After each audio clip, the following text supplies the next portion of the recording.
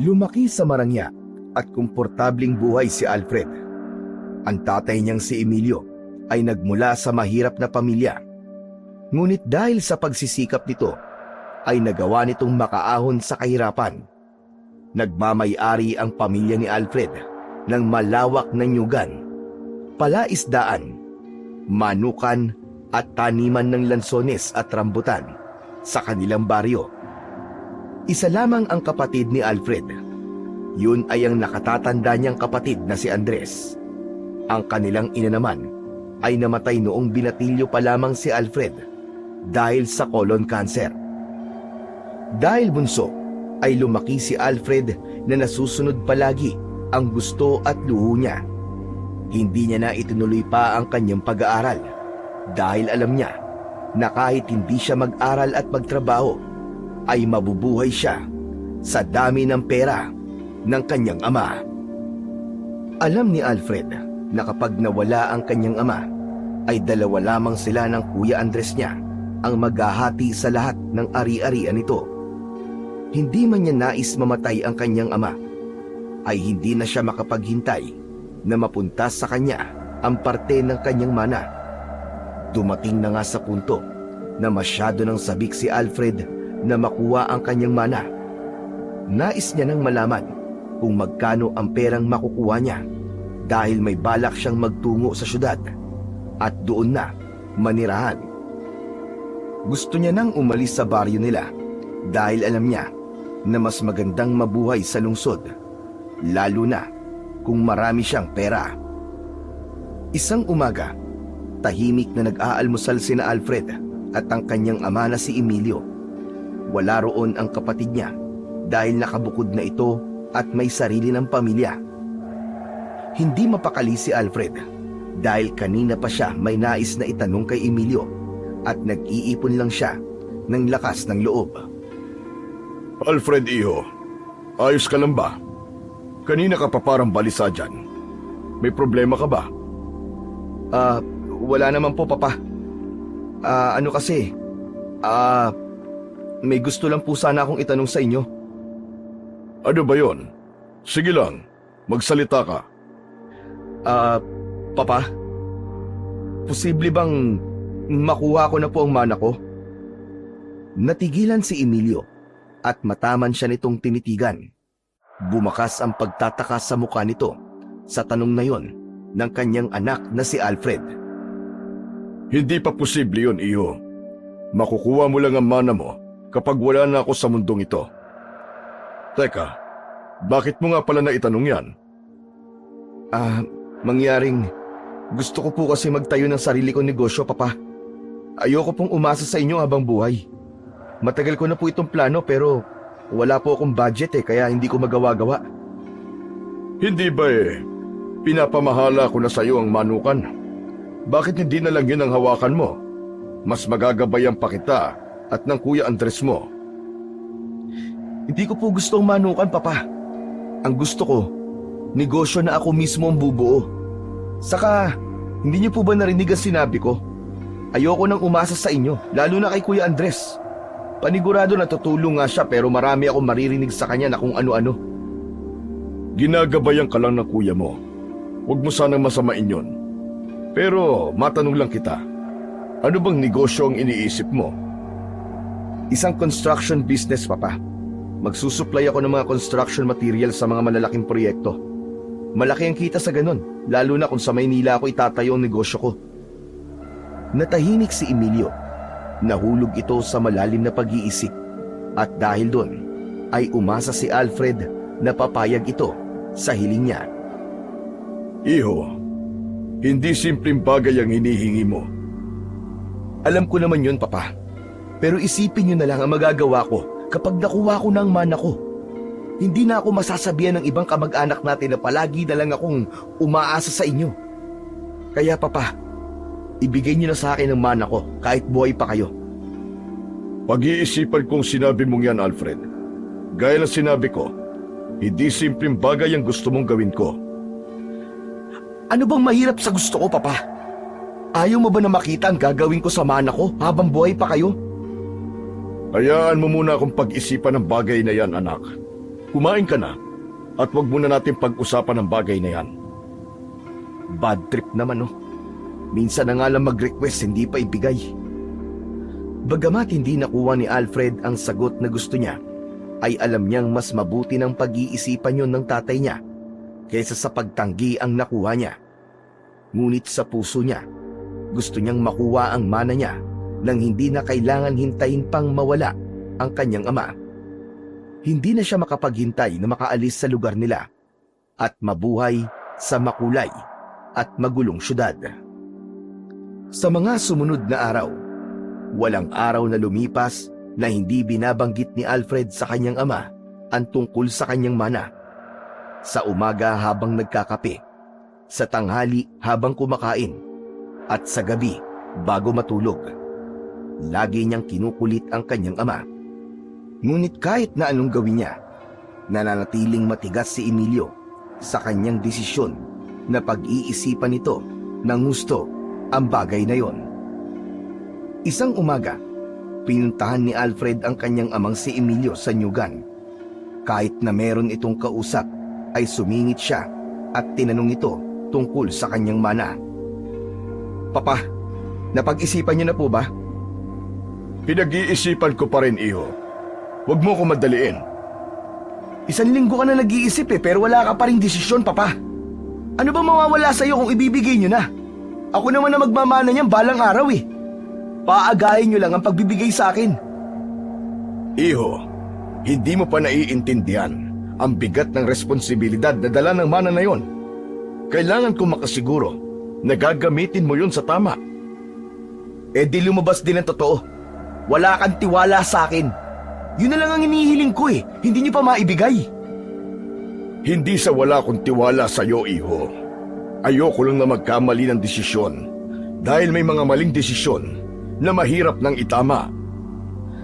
Bakit ba ang tigas niyo, Papa? Para bang ayaw niyo makita akong umasenso ah? Hindi ko man lang maramdaman na sinusuportahan niyo ako. Akala niyo ba wala akong kakayahang tumayo sa sarili kong mga paa? Hindi sa ganoon, Alfred. Eh ano? Dahil ba gusto niyo akong kontrolin? Gusto niyo bang manatili ako nakakapit sa inyo habang buhay, ganun ba? Hindi sumagot si Emilio. Tinitigan lang nito si Alfred. Nakita niya sa mga mata ng kanyang ama ang pangunawa imbis na magalit ito sa mga sinabi niya. Ang damot niyo, Papa! Ang damot niyo! Akala ko ba mahal niyo ako? Pero bakit ayaw niyo suportahan ng pangarap ko? Hindi ko kailangan sagutin ang tanong mong yan, iho. Alam mong hindi mo dapat kine-question ang pagmamahal ko sa'yo. Pakiramdam ni Alfred ay mauubusan na siya ng pasensya sa kanyang ama. Paulit-ulit na lang kasi ang pagsasabi nito na pinag-iisipan pa nito ang desisyon niya. Parang sirang plaka ang kanilang usapan at sa bawat pagtanggi ng kanyang ama, lalong tumitindi ang inis ni Alfred. Ilang araw na lang at sasapit na ang 27 kaarawan ni Alfred. Sa loob ng ilang araw, hindi na niya muling binanggit ang tungkol sa kanyang mana. Pero sa pagkakataong yon, ay may bago na naman siyang hiling kay Emilio. Nasa hapagkainan silang mag-ama habang pinagsasaluhan ang masarap na hapunan. Habang abala si Emilio sa pagkain, ay bumuntong hininga si Alfred at tumikhim upang kunin ang atensyon ni Emilio. Papa, may gusto po sana akong hilingin sa paparating na birthday ko. Sana naman pagbigyan niyo na ako at wag na kayong tumanggi. Ano ba yon, Alfred? Gusto ko po ng engranding selebrasyon. Yung hindi basta-basta. Engranding selebrasyon? Oo, Papa. Gusto ko na dito ganapin sa mansyon natin. Sa may poolside. Tapos may live band. Gusto ko maraming pagkain. Lechon, seafood buffet, pati imported na alak. Dapat bumabaha. Gusto ko may fire dancers din para mas maganda ang ambience. Iimbitahan ko ang lahat ng mga mayayaman kong kaibigan. Kaya ayoko mapahiya, Papa. Siyempre, kailangan may mga VIP guests. Yung mga kakilala nating negosyante at politiko, iimbitahin ko na rin. Napataas ang kilay ni Emilio na para bang hindi ito sigurado kung seryoso o nagbibiro lang si Alfred. Sandali lang, iho. Parang masyado naman yatang magarbo yan para sa isang kaarawan. Ayaw mo bang magbakasyon na lang sa ibang bansa? Deserve ko naman siguro yun, Papa. Hindi ba hanggang ngayon wala pa rin kayong desisyon sa request ko na makuha ng mana ko? Baka naman pati sa request ko na engranding birthday celebration biguin niyo pa rin ako. Tahimik lang si Emilio na nakatingin kay Alfred. Alam ni Alfred na pinag-iisipan nito ang kanyang sinabi. Kung hindi niyo man ako matulungan sa pangarap kong negosyo, at least hayaan niyo ako mag-celebrate ng birthday ko sa paraang gusto ko. Isang beses lang naman ito sa isang taon, Papa.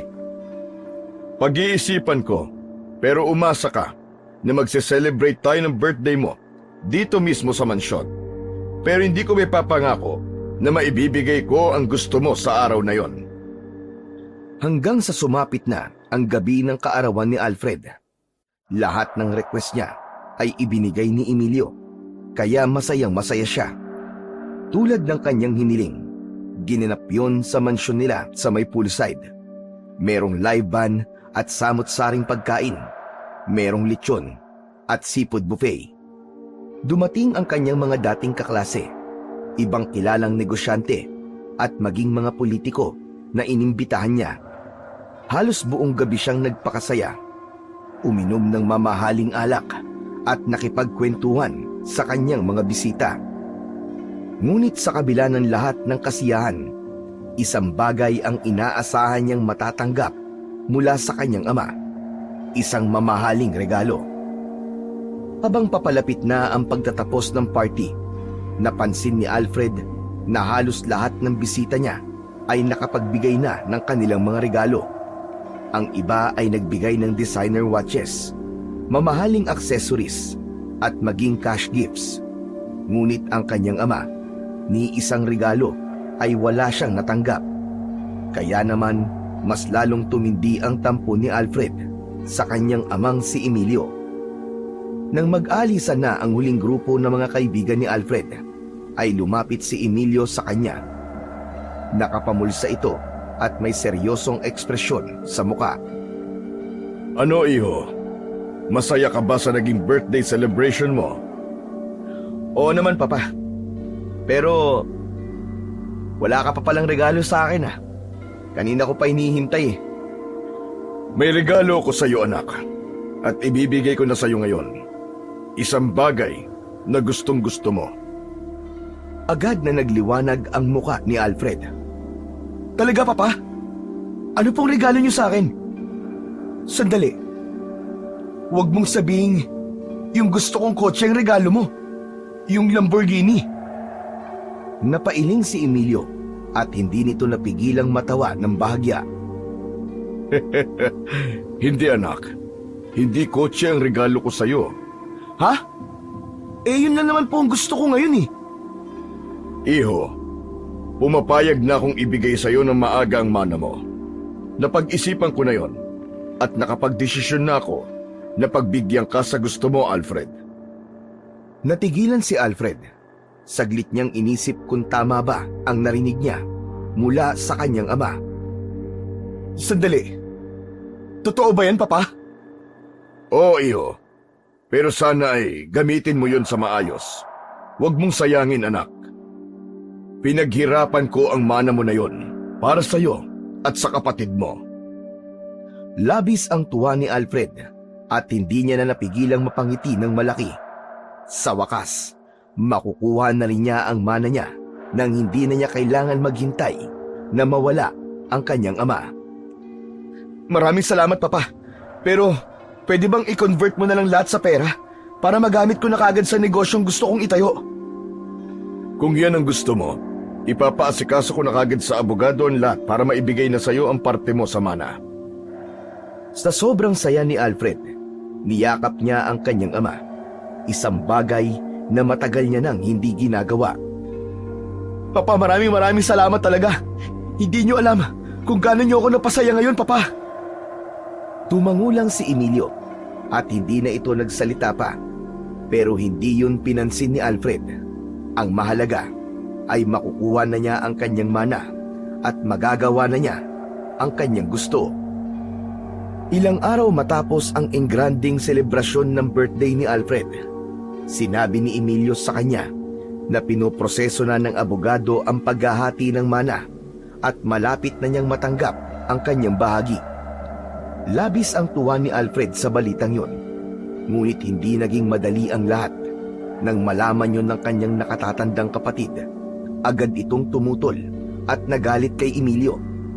Ayon sa kanyang kuya, kilala niya si Alfred bilang gastador at walang ingat sa paghawak ng pera. Ayon dito, ay sigurado ito na hindi magagamit ni Alfred ng tama ang mana nito. Ngunit buo na ang desisyon ni Emilio at anito ay may tiwala ito kay Alfred. Makalipas ang ilang buwan, natanggap na ni Alfred ang kanyang mana sa pamamagitan ng isang tseke na naglalaman ng milyong-milyong halaga. Halos hindi siya makapaniwala nang mahawakan niya yon. Agad siyang nagpunta sa bangko upang ideposito ang tseke sa kanyang account. Isang umaga, maagang nagising si Alfred. Masaya siya dahil alam niyang yun na ang huling araw niya sa bahay ng kanyang ama. Matapos ang mabilis na almusal, agad siyang nagtungo pabalik sa kanyang silid upang mag-impake. Kumuha siya ng ilang piraso ng mamahalin niyang damit, sapatos at ilang mahahalagang dokumento. Hindi niya balak magdala ng maraming gamit. Nasa bangko na ang kanyang pera at alam niyang kaya niyang bilhin ang kahit na anong kailangan niya pagdating niya sa Maynila. Habang bumababa siya ng hagdan, hawak ang kanyang maleta, ay nakasalubong niya si Emilio. Sandaling nagtagpo ang kanilang mga mata bago nagsalita ang kanyang ama. Iho, saan ka pupunta? Bakit ang laki naman yata ng dala mong maleta? Magbabakasyon ka ba? Pupunta na po ako sa Maynila, Papa. Oo nga pala. Sisimulan mo na ba ang negosyong sinasabi mo? Opo. Iyo, ibinigay ko sa iyo ang mana mo dahil may tiwala ako sa iyo. Sana gamitin mo yun na maayos at huwag mong hayaan na mauwi sa wala ang pinaghirapan ko ng ilang taon.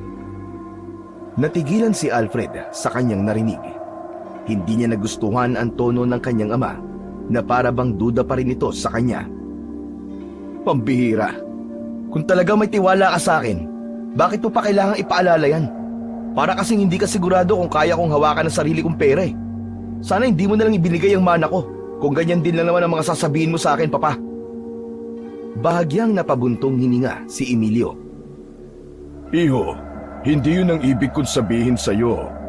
Tama na, Papa. Huwag na natin pag-usapan yan. Kailangan ko na akong umalis. Hindi na hinintay pa ni Alfred na makapagsalita ang kanyang ama. Dire-diretso siyang lumabas ng bahay at hindi man lang lumingon.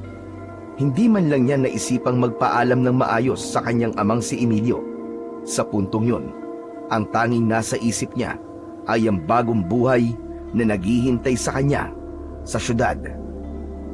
Pagdating ni Alfred sa Maynila, agad siyang nabuhay ng marangyang pamumuhay. Bumili siya ng isang malaking bahay sa isang eksklusibong subdivision. Meron yung sariling swimming pool at pinuno niya ang kanyang garahe ng mamahaling sasakyan. Hindi siya nagdalawang isip na gumastos ng malaki sa mga mamahaling kasangkapan, branded na damit at mga alahas. Pakiramdam niya, sa dami ng perang nasa kanya, ay hinding-hindi niya yon mauubos. Sa halip na itayo ang negosyong sinabi ni Alfred sa kanyang ama, ay iginugol ni Alfred ang kanyang oras sa walang humpay na paglalakwatsa at paglustay ng pera. Nagpunta siya sa mga sikat na resort, nagbakasyon sa ibang bansa, at namuhay na parang isang hari. Madalas siyang sumasali sa high-stakes na sugal, at kahit palaging talo, ay hindi niya alintana ang nawawalang pera sa kanya. Naging bahagi ng kanyang gabi-gabing buhay ang pagpunta sa mga mamahaling bar kasama ang mga bago niyang kaibigan, na gaya niyang happy-go-lucky at mahilig sa luho. Umaga na siya kung umuwi. Lasing at pagod si Alfred sa walang katapusang kasiyahan. habang patuloy na nababawasan ang kanyang milyong-milyong yaman. Makalipas ang mahigit 1 taon na walang habas na paggasta, doon lang napagtanto ni Alfred na wala na siyang natirang pera. Nang tingnan niya ang kanyang bank account, halos hindi siya makapaniwala na 1 taon lang ang lumipas, pero ubos na ang milyon-milyon niyang yaman na ipinamana sa kanya ng kanyang ama. Wala siyang ibang nagawa kundi ibenta ang kanyang bahay sa napakababang halaga, pati na rin ang kanyang mga mamahaling sasakyan. Ngunit sa halip na gamitin ang perang kanyang napagbentahan upang bumangon muli, ay nilustay niya rin yun sa sugal, bisyo at mga walang kwentang bagay, hanggang sa tuluyan na siyang nawalan ng kahit na isang kusing. Nang tuluyang maubusan ng pera si Alfred, ay lumapit siya sa mga kaibigan niya na kasama niyang nagwaldas ng kanyang pera. Ngunit isa-isang tumanggi ang mga yon na parang hindi siya kilala. Naisip niyang bumalik sa kanyang ama, ngunit hindi niya yun nagawa kagad dahil sa matinding hiya. Alam niyang binigo niya ito at sinayang ang tiwalang ibinigay nito sa kanya. Kaya't sa huli, nang mawalan na siya ng matutuluyan, ay nagising na lang siya isang araw na natutulog na sa bangketa. Doon na niya napagtanto na wala na siyang ibang pagpipilian kundi ang umuwi. Labis siyang nagsisi sa kanyang naging desisyon at ang tanging hiling niya na sa kanyang pagbabalik ay matatanggap pa rin siya at mapapatawad ng kanyang ama. Dahil sa kawalan ng pera, ay gumawa si Alfred ng paraan upang makauwi sa kanilang bahay. Nakisuyo siya sa isang driver ng truck na papunta sa parehong direksyon kung saan naroon ang kanilang bayan, na baka pwedeng makisabay siya. At sa awa ng driver, ay pumayag itong makisakay sa likod ng truck kasama ang mga panindang gulay. Kahit hindi komportable, mas pinili ni Alfred na tiisin yun kaysa maglakad ng malayo. Ngunit sa kalagitnaan ng biyahe, bigla na lang tumigil ang truck sa isang liblib na daan. Nasiraan yun, at ayon sa driver, ay hindi yun kagad maayos. Walang nagawa si Alfred kundi bumaba at maglakad kahit gabi na. Sana naman may dumaan na sasakyan at pumayag na makisakay ako. Malas talaga. Bakit kasi nasiraan pa yung truck na yun eh? Habang naglalakad sa kalsadang napapaligiran ng kakahuyan, ay nakaramdam ng antok si Alfred. Dahil wala siyang makitang kabahayan, ay nagdesisyon siyang matulog sa ilalim ng isang malaking puno. Sa pag-aakalang ligtas siya, ipinikit niya ang kanyang mga mata at hinayaan ang pagod na dalhin siya sa mahimbing na pagtulog. Ngunit ilang saglit lang ang lumipas, ay nagising si Alfred sa tunog ng mga yabag sa paligid. Nang idilat niya ang kanyang mga mata, napanganga siya sa takot dahil nakapaligid sa kanya ang ilang nilalang na may mahahabang kuko, matutulis na pangil at mapupulang mga mata. Mga aswang ang mga yon. Mabilis siyang bumangon at tinangkang tumakbo, pero masyadong marami ang mga aswang. Sinubukan niyang lumaban, ngunit isang matandang lalaking aswang ang lumapit sa kanya at hinipan siya ng pulbos sa kanyang muka. Nalanghap niya ang pulbos at sa isang iglap lang ay biglang lumabo ang kanyang paningin. At bago pa niya maunawaan ang nangyayari, ay bumagsak na ang kanyang katawan sa lupa. Ang huling bagay na naaalala niya bago siya tuluyang mawalan ng malay ay ang malademonyong halakhak ng matandang aswang na unti-unting lumapit sa kanya. Umaga na nang muling nagkamalay si Alfred, at ang unang naramdaman niya ay ang matinding kirot sa kanyang ulo. Napapikit siya saglit at hinayaan niyang mawala ang pananakit ng kanyang ulo, at saka siya tuluyang dumilat. Tumingin siya sa paligid at doon niya napagtanto na nasa loob siya ng isang kulungan na yari sa makapal at matitibay na kawayan. Nakatayo ang kulungan sa malawak na lupa at may iba pa roong kulungan na may mga tao ring nakakulong. May mga tao siyang kasama sa kulungan, mga matatanda, lalaki, babae at kahit mga bata. Lahat ay may takot at pagod sa mga muka. Mabilis na bumangon si Alfred at lumapit sa gilid ng kulungan. Malakas niya yung niyugyug, ngunit hindi niya yun nagawang sirain. Muling sinubukan ni Alfred na sirain ang kulungan at sinipa pa niya yun, ngunit hindi natinag ang kulungan. Hanggang sa nagsimula na siyang sumigaw. "Tulungan niyo ako! Tulungan niyo ako! Palabasin niyo ako rito!" Ngunit walang sino man ang sumagot. Tahimik lang ang lahat ng tao na naroon na nakatingin sa kanya, na para bang tinakasan na ng pag-asa ang mga ito. Sa inis at takot, muli niyang sinubukang yugyugin ang kulungan, ngunit isang boses ng batang lalaki ang pumigil sa kanya. Huwag mo nang sayangin ang lakas mo, kuya. Mamaya, kakailanganin mo yan. Napatingin si Alfred sa nagsalita. Isang payat na batang lalaki na sa tingin niya ay 10 taong gulang ang nakita niyang nakaupo sa isang sulok. Madungis ito at mukhang matagal nang hindi nakakakain ng maayos. Lumapit si Alfred sa bata dahil yun lamang ang nagsalita sa dami ng mga taong kasama niya sa kulungan. "Anong lugar ba to, Toy? Nasaan ako?" Nasa lugar ka kung saan mga aswang ang namumuno at tayo mga tao ang mga alipin nila.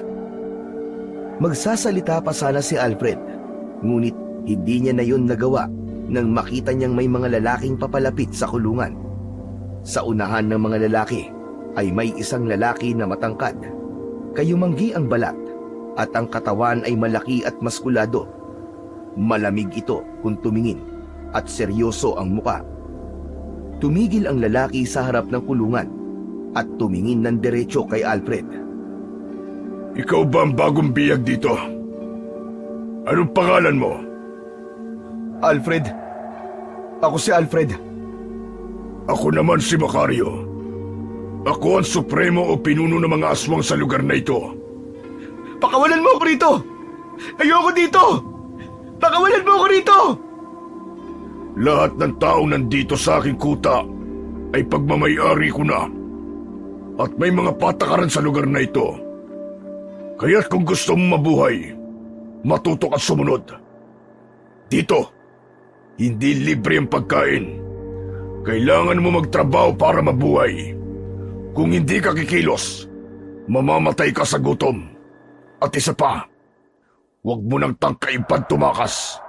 Dahil sa oras na mahuli ka, paparusahan kita sa paraang hindi mo pa nararanasan sa buong buhay mo. Napaisip ng mabilis si Alfred. Alam niyang wala siyang laban kung tatangkain niyang tumakas, kaya sinubukan niyang magbakaawa sa ibang paraan. "Ang tatay ko! Mayaman ang tatay ko!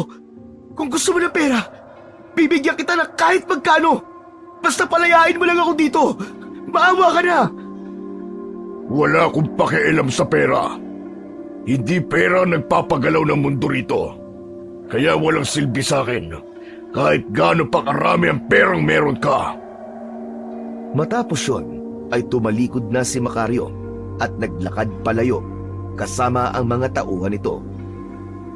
Naiwan naman si Alfred na nakaupo sa lupa. Hindi pa rin siya makapaniwala sa sinapit niya. Wala na siyang pera, wala siyang kakampi, at ngayon, isa na siyang alipin ng mga aswang. Makalipas ang ilang sandali, ay bumukas ang kulungan at agad na pumasok ang ilang lalaki na may hawak na matatalim na itak at mahahabang sibat. Itinulak ng mga ito ang mga nakakulong palabas at pinapila ang bawat isa habang may matinding takot na nakapaskil sa kanilang mga muka. Tahimik ang lahat at takot na takot kahit walang sinasabi ang mga bantay. Maya-maya pa ay naglakad na ang lahat at nakisabay na lang si Alfred dahil wala siyang ideya kung ano ang gagawin nila. Habang naglalakad, nasilayan ni Alfred ang paligid.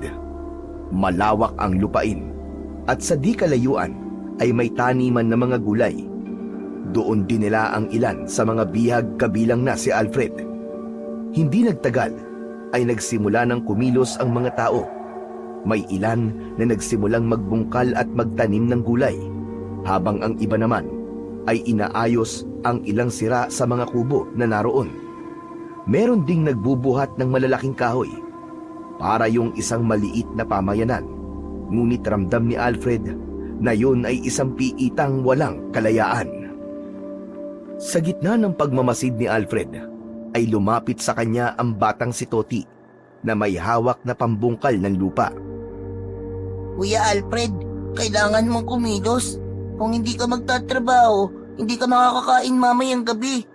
Ito ang pambungkal ng lupa, oh. Magbungkal ka para makita ng mga aswang na kumikilos ka. Nagpapatawa ka ba? Hindi ako kailanman nagbungkal ng lupa. Wala akong balak gawin yan. Kuya Alfred, wala kang pagpipilian. Kung gusto mo mabuhay dito, matuto kang makisama at magtrabaho. Hindi sumagot si Alfred. Tinignan niya ang mga aswang na nasa anyong tao na nakabantay sa hindi kalayuan. Hindi niya pa rin matanggap ang kanyang sitwasyon. Hindi ako magtatagal dito at gagawa ko ng paraan upang makaalis at makabalik sa mansyon namin. Marami na nagtangkang umalis sa lugar na to, Kuya Alfred. Pero wala pa nagtatagumpay. Yung iba, napaparusahan ng sobra. May iba rin na pinatay ng mga aswang at ibinaon sa lupa. Nanlamig si Alfred sa kanyang narinig. Hindi niya maiwasang makaramdam ng takot, pero hindi niya hinayaang lamunin siya ng takot na yon at patuloy niyang inisip na kailangan niyang makaalis sa impyernong lugar na yon. Lumayo si Alfred sa bata at nagtungo sa ilalim ng isang matandang puno. Umupo siya sa ilalim nun upang makaiwas sa nakakapasong sikat ng araw. Pinanood niya ang mga taong abala sa pagtatrabaho. Pinagmamasdan niya ang bawat galaw ng mga yon, ang mga pawisang muka, ang mabibigat na kilos, at ang pangamba sa kanilang mga mata. Habang nag-iisip ng paraan upang makatakas, nagulat si Alfred nang lumapit sa kanya si Macario. Matalim ang mga titig na ibinato niya sa lalaki. Kung ako sa'yo, magtatrabaho na ako. Huwag mo akong itulad sa mga taong ginagawa niyong alipin dito. Hindi ako pinalaki ng tatay ko para maging alipin. Kung ano man ang buhay mo sa labas, kalimutan mo na yon. Dito, isa kang alipin. Isa ka ng pag-aari ko. Nagngit-ngit ang mga mata ni Alfred, ngunit hindi siya natinag. Sa halip, tumayo siya at hinarap si Macario ng buong tapang. Para sabihin ko sa'yo, hindi ako magtatagal dito. Makakaalis din ako sa lugar na ito. Tignan na lang natin kung hanggang saan ang tapang mo. Nakangising lumayo si Macario at iniwan si Alfred na lalong nag-apoy ang damdamin. Alam niyang hindi magiging madali ang pagtakas niya, pero mas lalong hindi siya papayag na manatili sa impyernong lugar na yon. Maghapon na walang ginawa si Alfred, kundi ang panoorin ang mga taong nagpapakahirap sa ilalim ng tirik na araw. Pawis na pawis ang mga ito habang nagbubungkal ng lupa, nagtatanim at nagbubuhat ng mabibigat na kahoy para sa mga kubo. Ang iba naman ay patuloy sa paggawa ng kung ano-anong kailangang tapusin na waring sanay na sa ganoong kalakaran. Samantala, si Alfred ay nakaupo lang sa ilalim ng isang puno.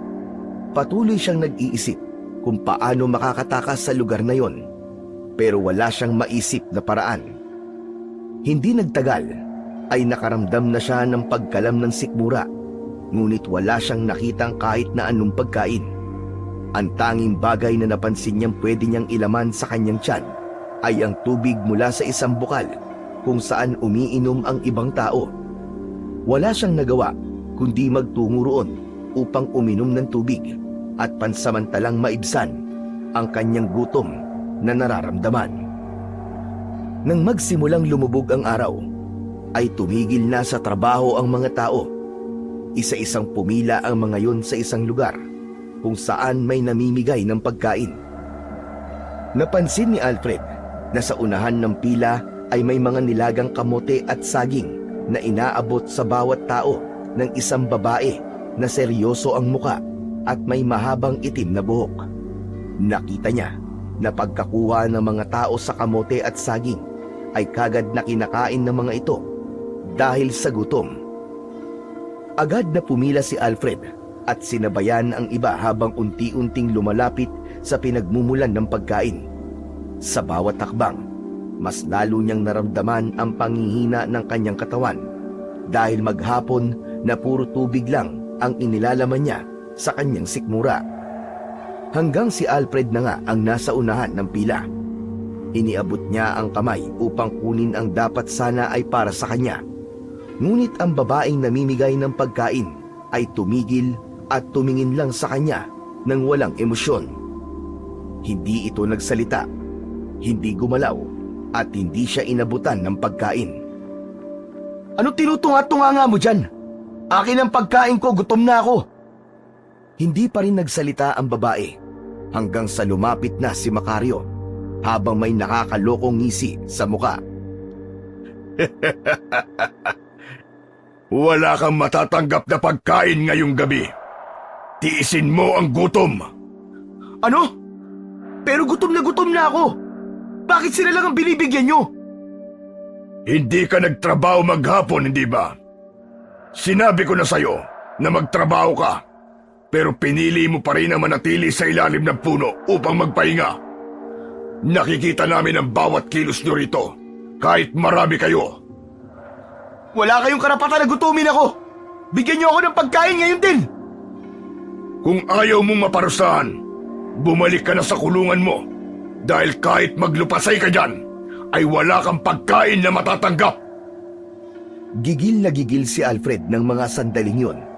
Gusto niyang sumigaw at magwala, pero alam niyang walang saysay kung gagawin niya yon. Wala siyang laban sa mga bumihag sa kanya. Galit na galit siyang lumayo sa pila habang pinipigilan ang sarili na sumabog sa galit. Isang lalaking may dalang sibat ang sumunod kay Alfred upang siguraduhin na babalik siya sa kanyang kulungan. Wala siyang nagawa kundi maglakad pabalik sa loob ng kulungan. Umupo siya sa isang sulok at naramdaman niyang unti-unti siyang nilamon ng kanyang galit at gutom. Makalipas ang ilang minuto, isa-isa nang pumasok ang ibang tao sa kulungan. Lahat ay pagod at kulang na lang ay gumapang sa bigat ng maghapong trabaho. Ang bawat isa ay naghanap ng mahihigaan, kaya naging masikip na ang kulungan na mas lalong ikinairita ni Alfred. Hindi alam ni Alfred kung paano natitiis ng mga naroon na mahiga sa matigas na kahoy na siyang sahig ng kulungan. Si Alfred na nakaupo sa isang sulok ay hindi pa rin makapaniwala sa kanyang sitwasyon.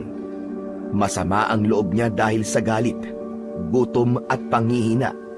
Hindi pa rin niya matanggap na hindi siya nabigyan ng pagkain. Maya-maya pa, lumapit sa kanya ang batang si Toti na palagi siyang kinakausap. Sinabi ko naman kasi sa'yo magtrabaho ka. Ako nga pala si Toti. Wala akong pakialam kung anong pangalan mo. Lumayo ka nga sa akin. At baka sa'yo ko pa maibunto ng galit ko. Napabuntong hininga si Toti at parang hindi ito nagulat sa sagot ni Alfred. Dapat kasi, nakinig ka na lang sa akin kanina, kuya. Sabi ko na sa'yo magtrabaho ka. Sa lugar na to, kapag hindi ka nakita ng mga aswang na nagtatrabaho maghapon, wala kang pagkain sa gabi. Napalunok si Alfred. Alam niya yon, pero hindi niya inakalang totoo talaga. Naiintindihan ko naman, Kuya Alfred. Halos lahat ng unang beses na dumating dito, hindi rin kagad nagtatrabaho. Gaya mo, akala nila, madali silang makakatakas sa lugar na ito. Hindi mo ako naiintindihan Buong buhay ko, hindi ko kailangan magtrabaho para sa pagkain. Mayaman kami. Mayaman na mayaman kami. Dito, kuya, walang mayaman, walang mahirap. Lahat tayo dito alipin. Lahat tayo ay nasa ilalim ng mga aswang, lalo na si Macario. Masasanay ka rin, Kuya Alfred. Lahat kami ay ganyan din kami nung una, kuya. Iniwanan na siya ni Toti at bumalik na sa kabilang sulok. Patuloy na umaalingaw-ngaw sa isip ni Alfred ang sinabi ni Toti na masasanay din siya. Pero wala siyang plano na masanay gaya ng mga taong naroon dahil naniniwala siya na hindi siya magtatagal sa impyernong lugar na yon. Hindi siya alipin, hindi siya dapat naroon at gagawin niya ang lahat para makaalis. Sa paglipas ng mga oras ay mas lalong naramdaman ni Alfred ang matinding gutom na pumipiga sa kanyang sikmura. Bigla siyang napabangon at mahigpit niyang hinawakan ang kawayan na nagsisilbing rehas sa kulungan na yon. Hayop kayo! Pakawalan niyo ako rito! Hindi ako dapat nandito! Pakawalan niyo ako! Gusto ko nang umuwi sa amin! Pakawalan niyo ako! Sumigaw si Alfred ng paulit-ulit. Walang tigil niyang inuga ang kulungan. Pinagsisipa niya yon upang kunin ang atensyon ng mga aswang na bumihag sa kanya. Hindi ako isang alipin! Naririnig niyo ba ako? Mga halimaw kayo! Pakawalan niyo ako rito! Pakawalan niyo ako! Dahil sa kanyang ingay, nagsimulang magising at mairita ang ibang bihag. Ilang saglit pa, isang lalaki ang tumayo at lumapit sa kanya. Pinatigil siya nito at sinabihan na tumahimik. Pero hindi ito pinansin ni Alfred. Sa halip, mas lalo pa siyang nagwala. Mga hayop kayong lahat! Hindi ako katulad niyo! Hindi ako halipin! Pakawalan niyo ako rito! Pakawalan niyo ako!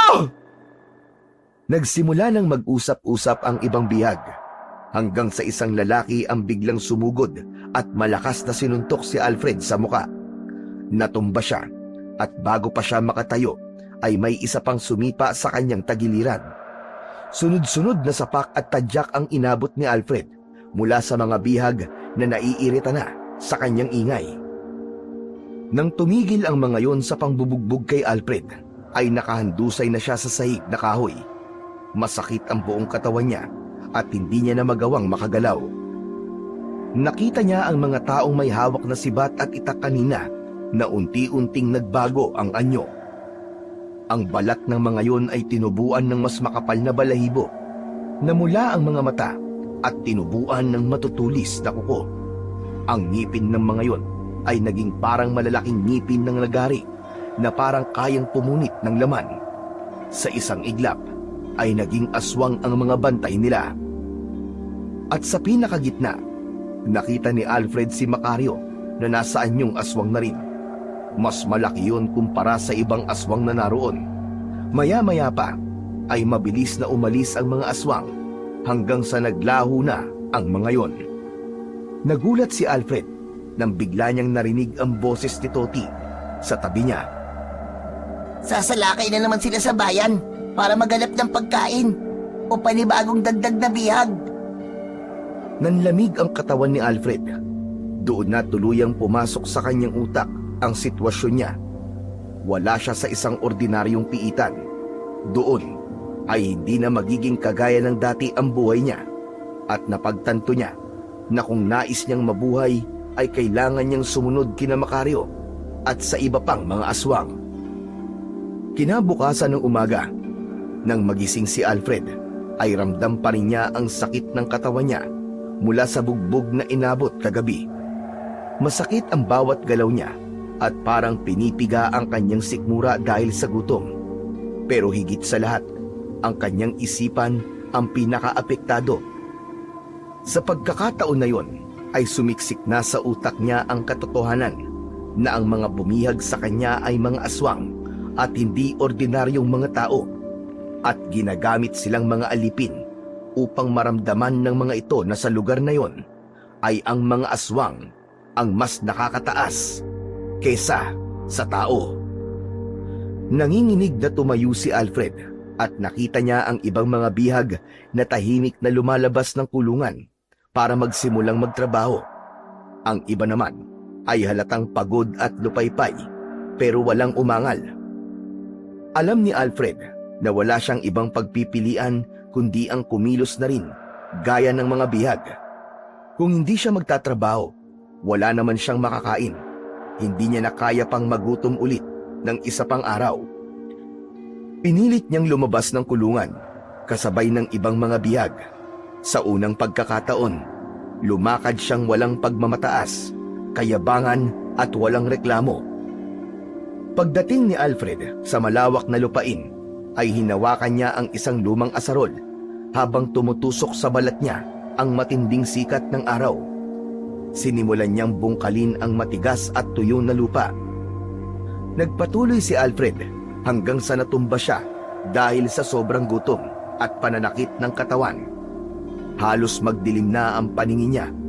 May lumapit sa kanya na isa sa mga tauhan ni Macario at agad nitong itinutok ang dulo ng hawak nitong sibat sa kanya. Galit nitong sinabi na tumayo siya at bawal siyang magpahinga. Hindi ako nagpapahinga. Nangihina ang katawan ko sa gutom. Ngunit hindi man lang nagpakita ng awa ang lalaki kay Alfred. Mas lalo nitong idiniin sa katawan niya ang dulo ng sibat na para bang sinasabi nito na kapag hindi pa siya kumilos ay masasaktan talaga siya. Napakagat ng labi si Alfred. Napatingin siya sa paligid at ang ibang bihag ay tahimik na nagtatrabaho at walang sino mang lumilingon sa kanya. Napagtanto niya na walang tutulong sa kanya sa pagkakataon na yon, kaya wala siyang nagawa kundi ang bumangon. Marahan niyang iniangat ang sarili mula sa lupa. Napilitan siyang bumalik sa pagbubungkal, kahit pa ang bawat kilos niya ay tila pagsaksak ng kutsilyo sa kanyang mga kalamnan. Sa unang pagkakataon sa kanyang buhay, napagtanto ni Alfred na maaaring yun na ang bago niyang mundo. At kung gusto niyang mabuhay, ay kailangan niyang sumunod sa mga aswang at magtrabaho. Nang palubog na ang araw, ay huminto na sa pagtatrabaho ang mga bihag. Isa-isang nagtungo ang mga ito sa mahabang pila kung saan ibinibigay ang pagkain para sa kanila. Ang ilan ay pagod na pagod. Ang iba naman ay tila sanay na sa ganoong sistema. Si Alfred ay dahan-dahang lumakad papunta sa dulo ng pila. Masakit pa rin ang buong katawan niya at nanghihina na siya nang dahil sa sobrang gutom. Pinagmasdan niya ang unti-unting paggalaw ng pila habang ang kanyang sikmura ay kumakalam. Hindi na siya makapaghintay na makakuha siya ng ilang piraso ng nilagang kamote at saging. Maya-maya pa ay narinig niya ang boses ni Toti sa likuran niya. Kuya Alfred, kumusta ka na? Talagang tinatanong mo pa kung kumusta nga ako. Matapos akong bugbugin habang gutom at pagkatapos ay pinilit pang magtrabaho maghapon. Malamang hindi ako okay. Naiintindihan ko naman kung bakit ka binugbog ng mga tao. Oras yun ng pahinga nila eh. Tapos ang ingay mo pa. Yun na nga lang kasi ang oras na makapagpapahinga ang lahat, kuya. Sandaling natigilan si Alfred at hindi na siya nakasagot kay Toti. Alam niyang may punto si Toti. Hindi nagtagal, si Alfred na ang nasa unahan ng pila. Mabilis niyang kinuha at inabot ang nilagang kamote at saging na saba. Pagkaalis niya sa pila, ay walang pag-aalinlangan na kinain niya ang mga yon. Lunok lang siya ng lunok at halos hindi niya na nagawang ngumuya dahil sa labis na gutom. Pero nang matitigan ni Alfred ang hawak niyang pagkain, ay dun siya natigilan. Gutom na gutom niyang kinain ang simpleng pagkain na parang hayop na matagal nang hindi pinapakain. Bigla niyang naalala ang marangyang hapunan na normal na sa kanilang mansyon. Tapos ng sandaling yun, ay nilagang kamote at saging na sabalang ang kinakain niya na kailangan pa niyang paghirapan ng buong maghapon. Napakagat ng labi si Alfred at pilit niyang pinigilan ang pangingilid ng luha sa kanyang mga mata. Pero huli na dahil unti-unting bumagsak ang mga luha sa kanyang pisngi. Kasalanan ko. Kasalanan ko to kung bakit ako nagkaganito. Ako may kasalanan. Nanginginig niyang tinuloy ang pagkain habang ang bigat ng katotohanan ay tuluyan ng bumalot sa kanya. Napagtanto niya na yun na ang kanyang karma. Kung ginamit niya lang sana sa tama ang perang namana niya, ay baka wala siya sa lugar na yon. Habang ninunguya ni Alfred ang huling piraso ng saging, ay sinabi niya sa kanyang sarili na kailangan niya ng sumunod sa mga aswang upang palagi siyang may mailalaman sa kanyang nagugutom at kumakalam na sikmura. Sa paglipas ng mga araw, unti-unting naunawaan ni Alfred na wala siyang ibang pagpipilian kundi ang sumunod sa mga utos ng mga aswang upang mabuhay. Kahit labag sa loob niya, kailangan niyang tanggapin ang realidad ng kanyang sitwasyon. Na sa lugar na yon, wala siyang halaga maliban kung magtatrabaho siya. Araw-araw niyang pinilit ang sarili na bumangon mula sa matigas at malamig na sahig ng kulungan upang sumabay sa ibang mga biyag sa pagtatrabaho. Madalas siyang inuutusan na magbungkal ng lupa gamit ang isang lumang asarol, maghakot ng kahoy mula sa kagubatan, o magdala ng malalaking tapayan ng tubig mula sa isang bukal sa hindi kalayuan. Sa bawat araw na lumilipas, pakiramdam niya ay lalo siyang nababaon sa bangungot na hindi niya kailanman inakalang mangyayari sa kanya. Tuwing gabi, natuto si Alfred na makibagay sa mga tao sa kulungan. Hindi na siya nag-iingay o nagrereklamo gaya ng unang gabi niya roon. Napansin niyang ang karamihan sa mga bihag ay tahimik lamang at walang sino man ang naglalakas loob na magsalita ng kahit na ano tungkol sa pagtakas o pag-aaklas. Para bang lahat ng naroon ay tuluyan ng nawalan ng pag-asa.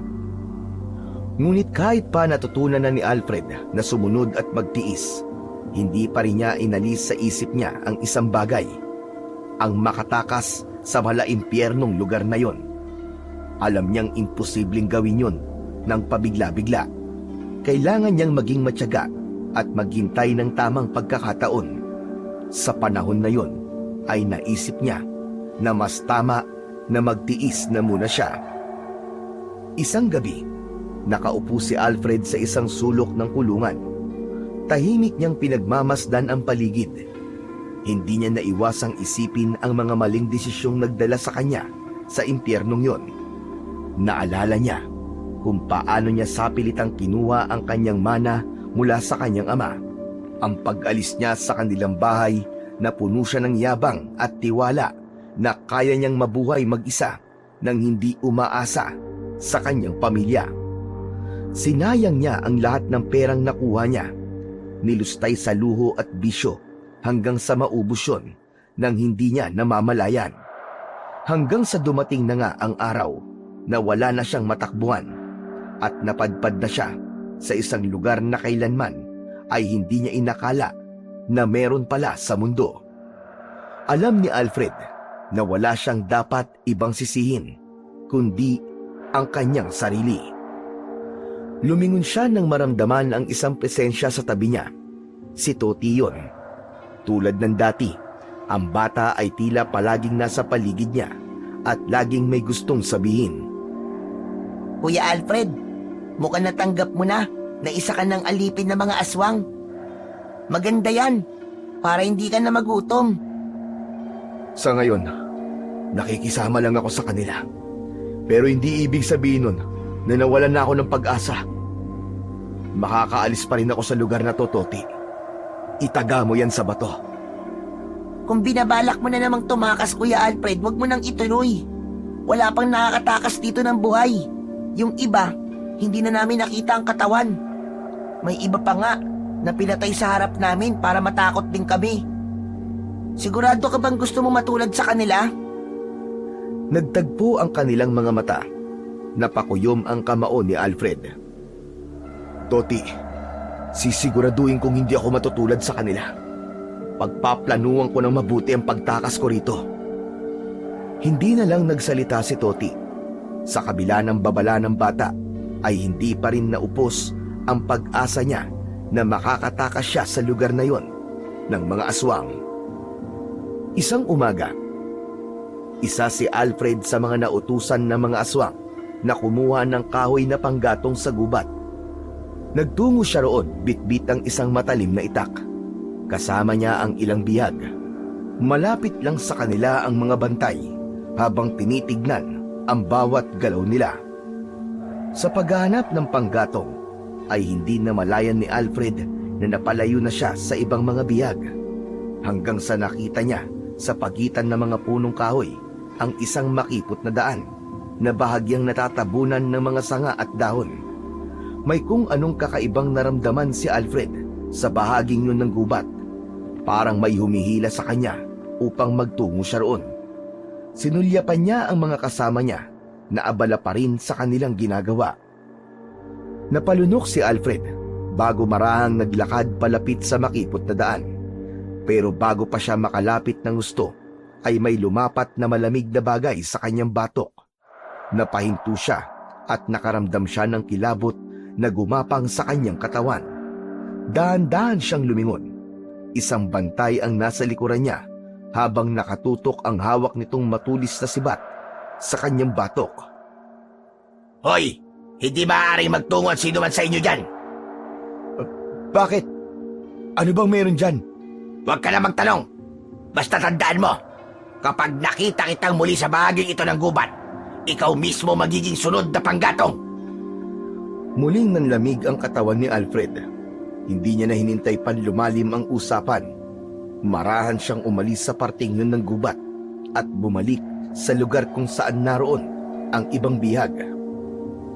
Nang bumalik ang atensyon ni Alfred sa pagputol ng kahoy, ay hindi niya naiwasang mapatingin muli sa makipot na daan. Hindi mawala sa isip niya ang tanong kung anong meron sa bahaging yun ng gubat at bakit mahigpit na ipinagbabawal ang pagpunta roon. Kinabukasan ng umaga, maagang sinimulan ni Alfred ang kanyang gawain tulad ng nakagawian sa mga nakalipas na araw. Hawak ang isang lumang pala. Buong puwersa niyang binungkal ang matigas na lupa. Sa sandaling yun, ay patuloy na iniisip ni Alfred ang makipot na daan sa gubat. Patuloy ang pagtatanong niya sa kanyang sarili kung bakit bawal ang magtungo roon. Napansin ni Alfred si Toti na abala sa pagtatanim. Pasimple siyang lumapit dito habang patuloy sa pagtatanim ang bata. Toti, may itatanong sana ako sa iyo eh. Ano yon, Kuya Alfred? Alam mo ba kung ano nasa dulo ng makipot na daan sa gubat? Natigilan si Toti at saglit na tumingin kay Alfred, saka muling ipinagpatuloy ang pagtatanim. Bakit mo naitanong, Kuya Alfred? Wala lang. Napunta kasi ako rong kahapon habang kumukuha ako ng panggatong. Tapos sabi sa akin ng isang bantay, bawal daw magpunta ron. Sa pagkakaalam ko, papunta raw yun sa lugar ng mga engkantada. Noon, may isang alipin na nagtangkang pumunta ron. Bumalik siya pero wala na siya sa sarili niya. Wala na siya sa katinuan. Simula nun, wala nang sumubok pag lumapit sa bahaging yun ng gubat. Kaya kung ako sa'yo, kung ayaw mo mabaliw, ay huwag ka nang pumunta ron. Baka pagdaroan ka pa ng mga engkantada. Napalunok si Alfred. Lumayo na siya kay Toti bago pa mapansin ng mga bantay na nag-uusap sila. Nang bumalik si Alfred sa pagbubungkal ng lupa, ay hindi pa rin nawala sa isip niya ang tungkol sa lugar na yon. Naisip niya na kung talagang delikado sa lugar na yon, ay bakit hindi na lang bantayan ng mga aswang? Wala kasi siyang nakitang aswang na nagbabantay doon. Naisip niya na hindi lang ang mga tao ang hindi pwedeng magtungo roon, kundi maging ang mga aswang. Sa mga sumunod na araw, palihim na nagtungo si Alfred sa ipinagbabawal na bahagi ng gubat sa tuwing nagkakaroon siya ng pagkakataon. Sinigurado niyang hindi siya napansin ng mga bantay habang dahan-dahang nilalakbay ang makipot na daan. Sa bawat takbang ay tumitindi ang kaba sa kanyang dibdib, pero hindi niya yun pinansin dahil determinado siyang alamin ang sikreto ng lugar na yon. Ngunit sa dulo ng daan, isang malalim na bangin lamang ang bumungad sa kanya. Walang tulay, walang daan sa kabila. Habang lumilipas ang mga araw, patuloy niyang pinagmamasdan ang kilos ng mga aswang. Tuwing gabi ay palaging umaalis ang mga yon kasama si Macario upang magtungo sa iba't ibang bayan para umatake. Napagtanto ni Alfred ang isang bagay at yun ay hindi sila pinapatay ng mga aswang, hindi dahil sa awa, kundi dahil kailangan sila ng mga ito sa lugar na yon. Sila ang mga aliping nagpapanatili ng pamumuhay ng mga aswang at ang nagpapalakas ng kanilang komunidad. Isang umaga, habang abala si Alfred sa pagtatanim ng binhi ng gulay, ay naramdaman niyang may lumapit sa kanya. Isang anino ang tumakip sa liwanag ng araw, dahilan upang mapatingala siya. Doon ay nakita niya si Macario na nakatayo sa kanyang harapan. Magandang umaga, Macario. Ikinalulugod kong makita kang ganito, Alfred. Mukhang natanggap mo na ang buhay mo rito. Malayong malayo ka na kumpara sa unang araw mo rito.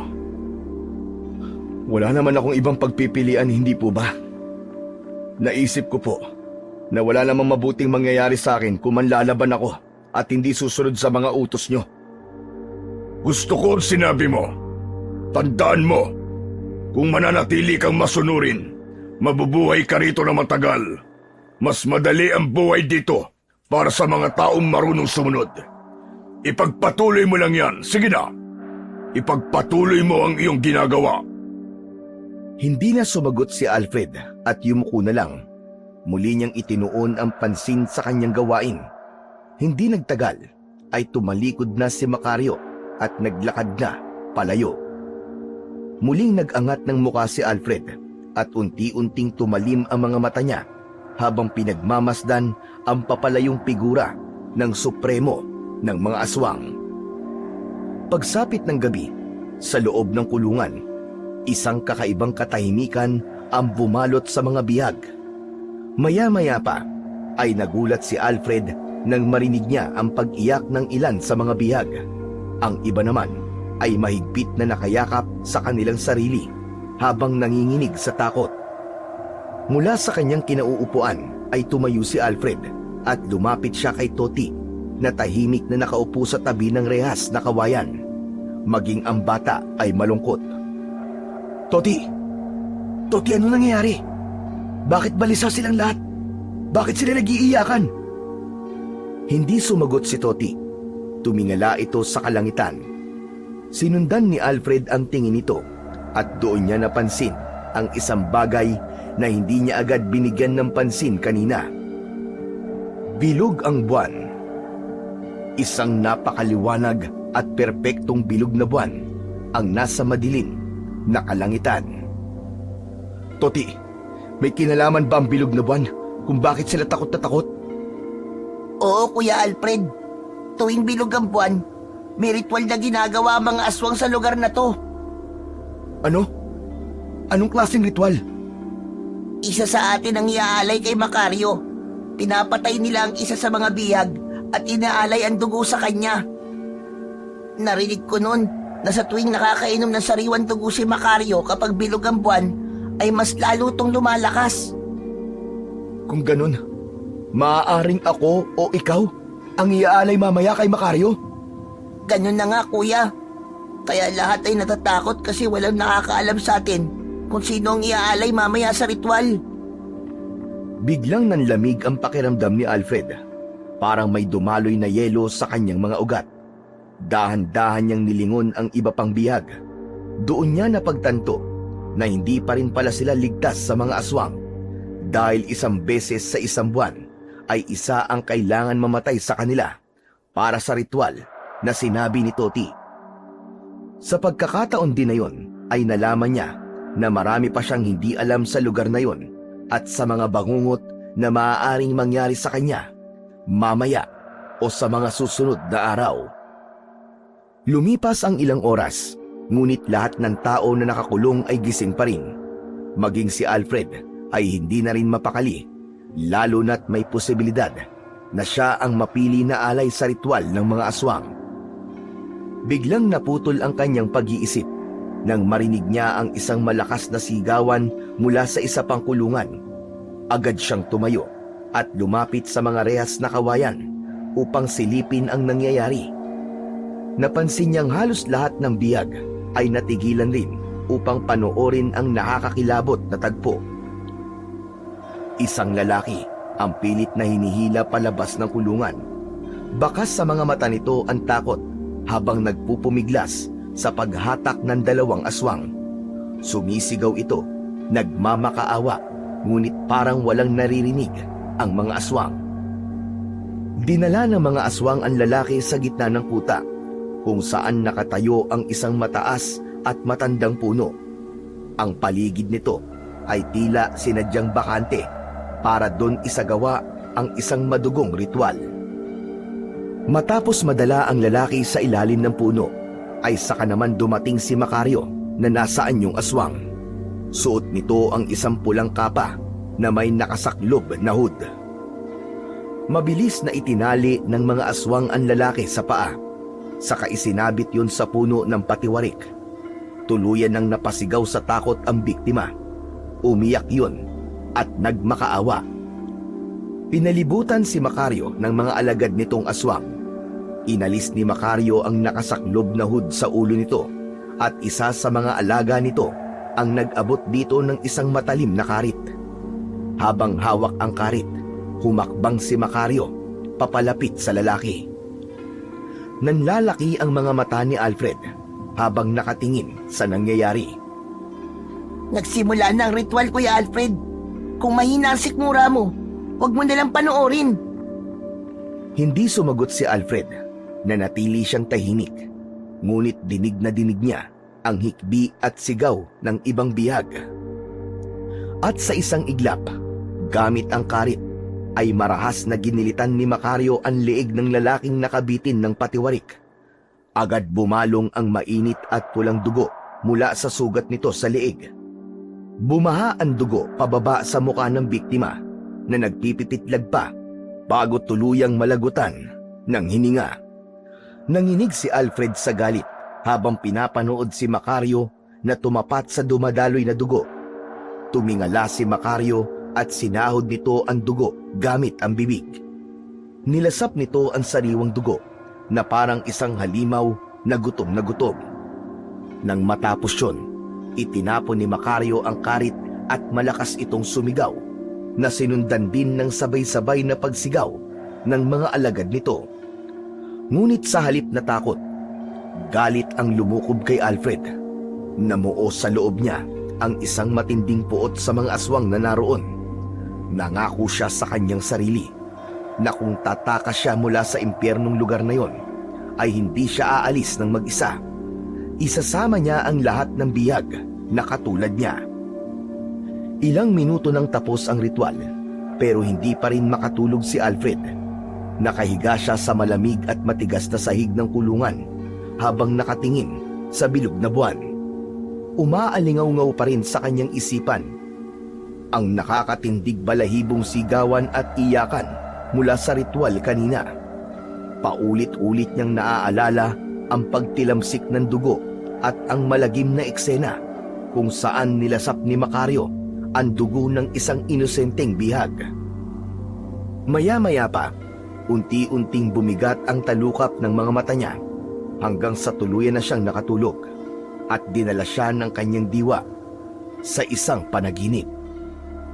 Sa panaginip ni Alfred ay naglalakad siya sa gubat. Pamilyar ang lugar at agad niyang napagtanto na yun ang ipinagbabawal na bahagi ng gubat na ilang beses niya nang pinuntahan. Hindi nagtagal, narating niya ang makipot na daan na ilang beses niyang nilakaran noon. Nagpatuloy siya sa paglalakad hanggang sa makarating siya sa gilid ng bangin. Natigilan si Alfred nang may nakita siyang isang matandang ermitanyo na nakatayo sa gilid ng bangin. Mahaba ang buhok at balbas nito at nakasuot ng isang mahabang damit na umaabot sa talampakan nito. Sino ka? Anong ginagawa mo rito? Bukas ng gabi, magpunta ka rito. Kailangan ng simula ng pag-aaklas. Naputol ang panaginip ni Alfred nang bigla siyang nagising. Agad siyang napabalikwas ng bangon, ngunit sa halip na takot, Isang matinding sigla ang pumuno sa kanyang puso. Agad niyang naisip na baka ang panaginip na yon ay isang pangitain upang tuluyan na silang makaalis sa lugar na yon ng mga aswang. Nang sumunod na araw, gaya ng nakasanayan, ay maghapong nagtrabaho si Alfred. Buong araw siyang naghakot ng kahoy, naglinis sa paligid ng kuta ng mga aswang at tumulong sa pagtatanim. Nang magsimula ng dumilim ang paligid at naging abala na ang ibang mga aswang sa pamimigay ng pagkain, sinamantala ni Alfred ang pagkakataon na yon.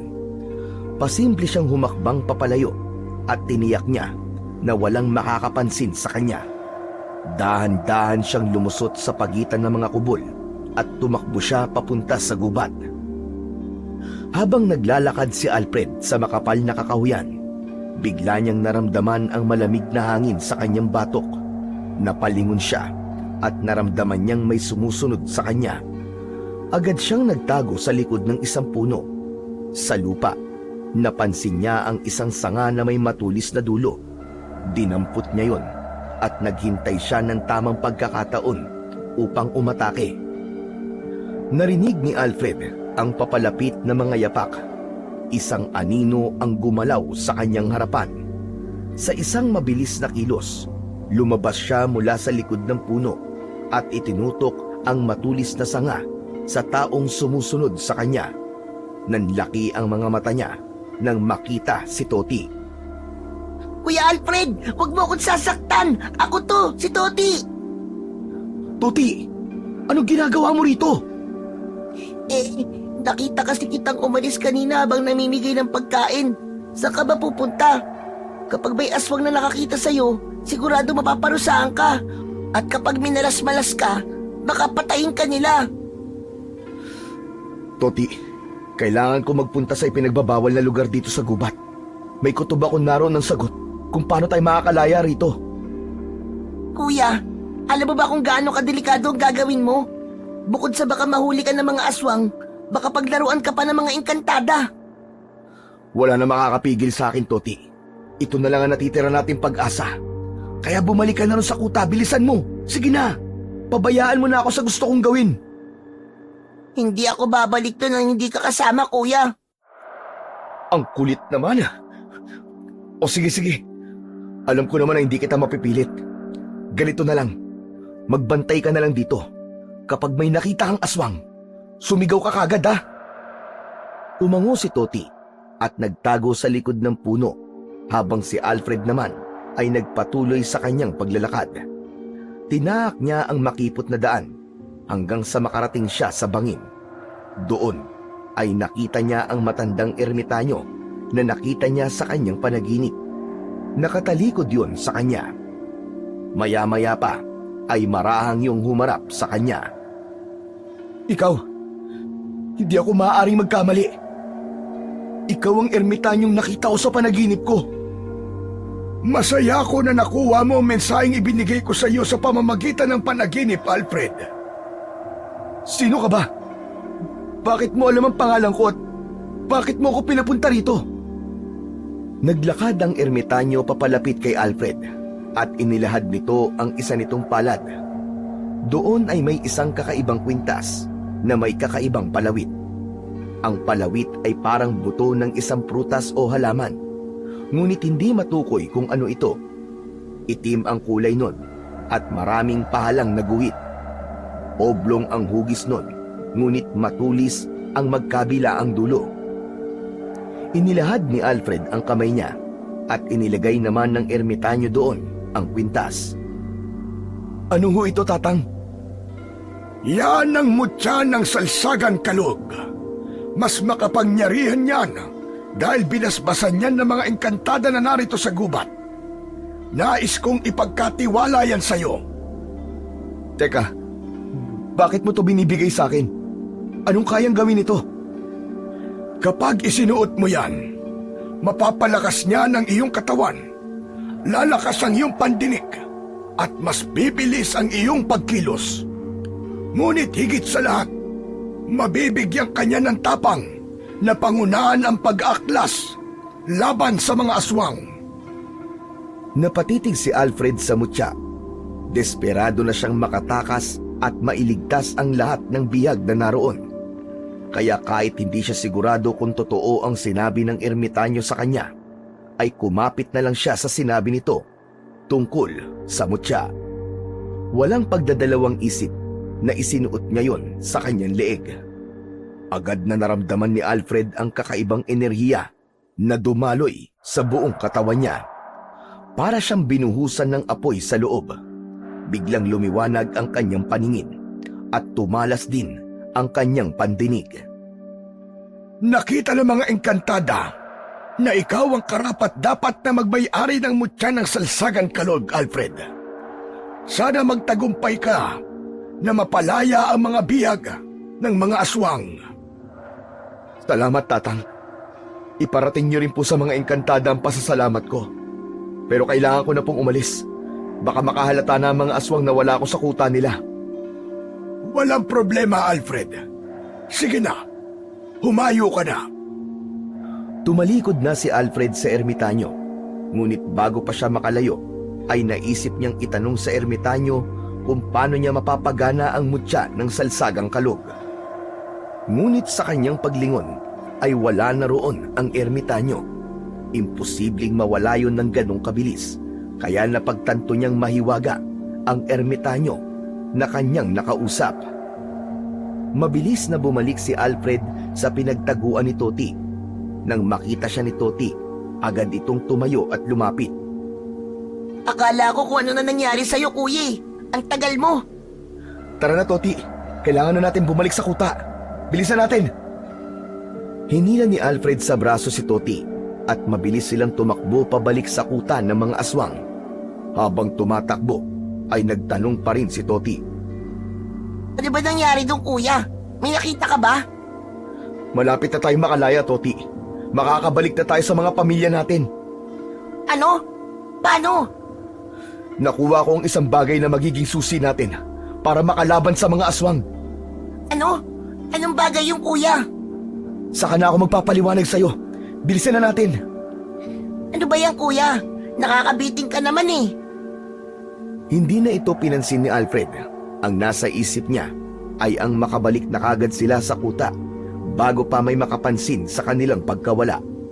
Ilang saglit pa, natanaw na nila ang kuta ng mga aswang. Nakita nila, kaunti na lang ang pila ng mga bihag na naghihintay ng kanilang pagkain. May ilang aswang pa ring nagbabantay, ngunit karamihan ay abala sa pamamahagi ng pagkain. Dahan-dahan silang humalo sa hulihan ng pila at pinanatili nila ang natural na pagkilos para hindi sila mahalata. Buti na lang, walang nakapansin sa atin. Akala ko talaga mabubuking na tayo, kuya.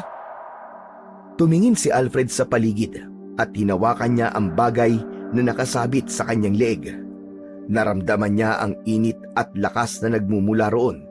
Ipinasok niya yon sa loob ng kanyang damit upang walang ibang makakita ng mutya ng Salsagang Kalog.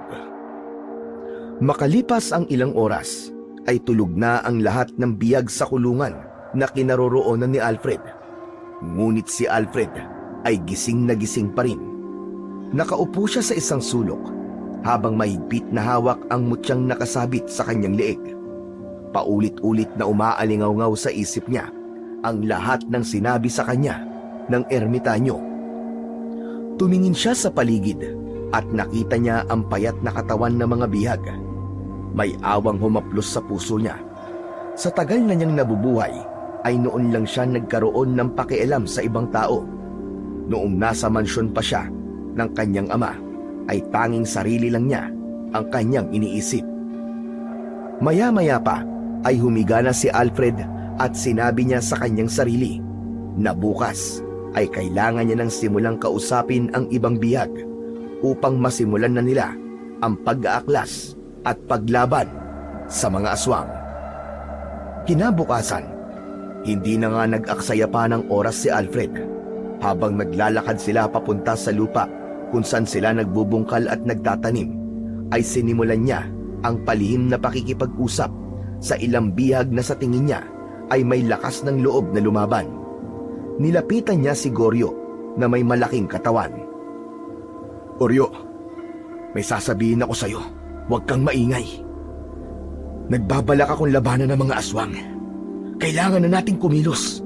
Hindi tayo pwedeng manatili dito habang buhay. Hindi tayo dito mamamatay. Labis ang tuwa ni Alfred nang sabihin ni Goryo na matagal na nitong gustong umalis sa lugar na yon, pero hindi nito alam kung paano. May paraan, Goryo. May paraan. Pero hindi ko to magagawa mag-isa. Kailangan ko ng mga kasama. Hindi lang si Goryo ang kinausap niya. Isa-isa niyang nilapitan ang iba pang bihag. Si Berto na dating mangingisda, si Kaloy na dating karpintero, pati ang babaeng si Rosa na dating tindera sa palengke. Sa una ay may pag-aalinlangan ang ilan, pero ipinaliwanag ni Alfred na kung hindi sila aalis sa lugar na yon, ay baka isa na sa kanila ang sumunod na ialay sa susunod na pagbilog ng buwan. Doon na sumang-ayon ang marami kay Alfred. Tuwing gabi, habang kumakain ay nag-uusap sila ng palihim sa kanilang plano. Napagkasunduan nilang hindi lang basta tumakas, kundi ang labanan at ubusin ang mga aswang upang wala nang mabiktima ang mga yon na ibang tao. Sa mga sumunod na araw, habang nagtatrabaho, ay patuloy silang nagpaplano. Kapag umaalis ang mga aswang upang sumalakay sa ibang bayan, sinasamantala ni Alfred ang pagkakataon na yon para kausapin ang iba pang bihag. May ilan na takot at ayaw makisali, ngunit mas marami ang nais lumaban at yun ang mahalaga para sa kanya. Isang gabi, nakahiga si Alfred sa loob ng kulungan habang nilalaro ng mga daliri niya ang mutya ng salsagang kalog. Katabi niya si Toti na halatang hindi mapakali. Kuya, yan ba yung sinasabi mong bagay na nakuha mo dun sa ipinagbabawal na lugar sa gubat? Oo, Toti, tama ka. Ito ang mutya ng salsagang kalog na ibinigay sa akin ng isang ermitanyo. Ito ang gagamitin ko para pangunahan ang pakikipaglaban kina Macario. Kuya Alfred, kinakabahan ako sa plano natin. Paano kung hindi tayo magtagumpay? Paano kung mapahamak tayo? Natatakot ako, kuya. Toti, itong tandaan mo. Mas nakakatakot kung habang buhay tayo mananatili sa impyernong lugar na ito. Gusto mo bang hintayin na lang natin ang araw na maging alay tayo ng mga aswang na yung kay Macario sa tuwing bilog ang buwan? Ayoko mamatay dito, Kuya Alfred. Kaya nga lalaban tayo, di ba? Alam mo, ang dami ko nang nagawang mali sa buhay ko. Ang dami kong desisyon na pinagsisihan ko. Pero ang pinakamalaking pagkakamali ko, hindi ako naging mabuting anak sa tatay ko. Hindi ko alam kung kaya ko pang bumawi sa kanya. Pero baka huli na ang lahat. Baka kahit magbalik pa ako sa amin, ay hindi niya na ako tanggapin. Pero gusto kong gumawa ng isang bagay na alam kong maipagmamalaki niya. Kahit sa huling pagkakataon. Bago ako matulog, magdadasal ako, kuya. Sana magtagumpay tayo. Sana malalo tayo labang kina Macario. Salamat, Toti. Sige na, matulog ka na. Makalipas ang ilang sandali, ay nakatulog na si Toti. Pero si Alfred ay nanatiling gising dahil hindi niya kayang makatulog agad, lalo na't nalalapit na ang araw ng kanilang pag-aaklas. Lumipas pa ang ilang araw, hanggang sa dumating na nga ang araw na pinakahihintay ni Alfred at ng iba pang mga bihag. Mas naramdaman ni Alfred ang lamig ng hangin nang matapos ang kanilang trabaho. Maraang inilapag ng mga bihag ang kanilang mga gamit sa pagtatrabaho, gaya ng mga asarol, itak at palakol sa loob ng isang lumang kubo na siyang imbakan ng mga yon. Si Alfred, tulad ng kanilang napag-usapan, ay sinadya niyang magpahuli sa paglalagay ng ginamit niyang asarol sa kubo. Alam niya na ang huling maglalagay ng gamit sa kubo ang nakatokang magkandado ng kubo. Nang matiyak niyang wala nang nakatingin sa kanya, ay kinuha niya ang isang itak at itinago yon sa likod ng kanyang pantalon. Matapos yon, ay marahan niyang isinara ang pinto, ngunit hindi niya yon kinandado. Habang naglalakad si Alfred papunta sa pila ng mga kumukuha ng pagkain, hinawakan niya ang mutya ng salsagang kalog. Gabayan mo ko sa laban na ito. Gabayan at protektahan mo kaming lahat. Ikaw na lang ang natitira naming pag-asa. Nagtungo na si Alfred sa pinakahulihan ng pila. Habang papalapit siya sa unahan, ay panay na ang dasal niya. At nang siya na ang nasa harapan ng aswang na namimigay ng pagkain, ay walang pag-aalinlangang hinugot ni Alfred ang itak mula sa likod ng kanyang pantalon. Mabilis niyang ginilitan ng leeg ang aswang na siyang naging hudyat ng kanilang pag-aaklas. Nagkagulo ang lahat. Agad na napansin ng ibang mga aswang ang nangyari. Ngunit bago pa makagalaw ang mga aswang, umalingaw-ngaw ang sigaw ni Alfred sa buong kuta. Ngayon na! Kunin niyo na ang inyong mga sandata! Sabay-sabay na tumakbo ang lahat ng mga bilanggo patungo sa kubo kung saan nakatago ang mga gamit sa pagtatrabaho. Sa loob lamang ng ilang segundo, nabuksan ang pinto nun at nagkanya-kanya ang lahat sa pagkuha ng itak, palakol at asarol. Nang makakuha na ang ilang mga tao ng kanilang sandata, ay doon na nagsimula ang digmaan ng mga bihag laban sa mga aswang. Sa gitna ng kaguluhan, malakas na sumigaw si Alfred upang bigyan ng direksyon ang mga kasama. Huwag kayong magkanya-kanya! Sama-sama tayo! Protektahan ang mahihina! Puntiryahin niyo ang puso at leeg ng mga aswang! Hindi nagpatalo ang mga aswang at umatake rin ang mga yon. Ngunit mas marami sa mga bihag ang determinadong lumaban. Isang matandang magsasaka ang gumamit ng kanyang asarol para atakihin ang isang aswang. Isang babae naman ang buong lakas na inundayan ng itak ang dibdib ng isa pang aswang. Ngunit lahat ay natigilan sa pagdating ni Macario na nasa anyong aswang. Tumayo si Macario sa gitna at matalim na tinignan ang mga bihag. Mga walang utang na loob! Pinakain ko kayo! Hinayaan ko kayo mabuhay sa aking mundo! Tapos ganito lang ang isusukli niyo sa akin! Anong utang na loob ang sinasabi mo, Macario? Ninakaw mo ang aming kalayaan! Ikinulong mo kami sa impyernong lugar na to at ginawa mo kaming alipin para sa pansarili mong interes! Kaya wala kaming utang na loob sa'yo, demonyo ka! Napansin ni Alfred ang pag-atras ng ilang bihag. Ramdam niya ang takot ng mga ito kay Macario. Mga kasama, huwag kayong matakot! Mananalo tayo sa laban na to kung magtutulungan at magkakaisa tayong lahat! Ikaw ang may pakaranan lahat ng ito, Alfred! Ang dapat sa'yo ay mamatay! Hindi na sumagot pa si Alfred at sinugod na niya kagad si Macario upang ipakita sa mga kasama niya na walang dapat ikatakot ang mga ito kay Macario. Naramdaman niya ang kakaibang lakas na dumaloy sa kanyang buong katawan mula sa mutya ng salsagan kalog. Tinarget ni Alfred ang leeg ni Macario, ngunit mabilis nitong naiwasan ang pag-atake niya. Hindi sumuko si Alfred. Sa pangalawa niyang pagsugod ay inilagay niya ang buong puwersa sa kanyang braso at hinataw ang dibdib ni Macario. Tumama ang talim ng itak sa dibdib nito at nag-iwan ng malalim na sugat. Napaurong si Macario habang matalim ang tingin kay Alfred. Nakita niyo na, mga kasama! Hindi siya ganun kalakas gaya ng akala natin! Lumaban tayo! Huwag tayong matakot sa kanila!